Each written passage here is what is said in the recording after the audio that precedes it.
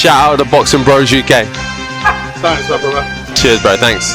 How's Joseph? What's going on with him? Because so much controversy surrounding Joseph, who is the most phenomenal professional, I think one of the best I've ever met in your sport. 3 weeks after the loss to Wardley, it was revealed Joseph had returned a positive result for cocaine following this routine test by the VADA people. Go for it, go for it, go. Go for it, go for it. Well, somebody's chipper this morning. Oh, you guys are there all this time? I didn't see you. On the day of him meeting Wardley, you must have been taken by surprise as much as anybody else was by that, surely. It really rocked me. I think it's one of your, as a coach, it's probably it's your worst nightmare to find out one of your fighters has failed a drug test. But the situation is, it's quite strange that the test on the day of the fight for substance like cocaine, which is not performance enhancing, it's probably the worst thing you could do going into a fight is take cocaine. So there's been an investigation, an internal investigation as a team. His manager, David Higgins, and myself, and there are other people in the team. And this is not for me to say right now, but it will come out. Joe's working with lawyers in the UK and appealing the decision.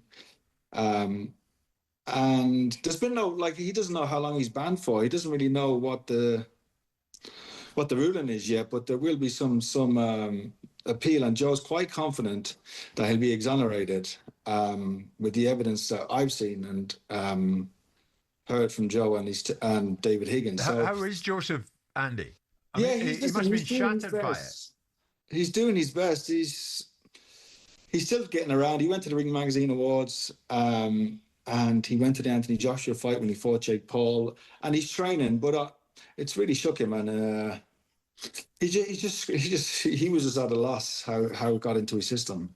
Yeah, I spoke to him a couple of times actually, Andy, only via text and stuff, but he seemed in good spirits, and he was, he said the same as what you're saying there, that it will all come out and he will prove his innocence. It was a massive blow to us, of course, with the substance that it was. Can I just ask you, Andy, so as we currently speak, is Joseph Parker banned, suspended, or is he still okay? I think he won't be licensed to fight. I think it's still under investigation, or but listen, Joe's quite philosophical about it because he's got a great upbringing, and he's quite a man of faith, and he believes that it'll come to light soon what happened, and he'll be exonerated.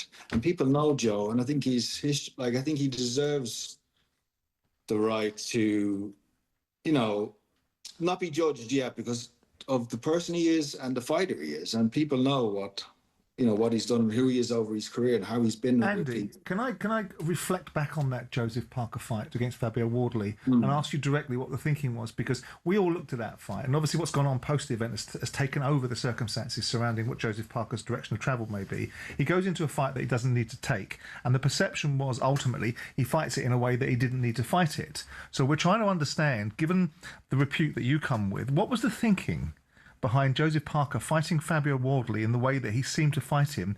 Because it seemed to be the polar opposite, how everyone around us was saying that potentially he would fight, how he needed to fight, and how fighting the way he did potentially gave Fabio Wardley the opportunity. So I'm trying to work out from you, what was the thinking? Because you would have seen the direction of travel in the fight, you would have seen how Joseph was fighting the fight, and you would have perhaps tried to change it, wouldn't you?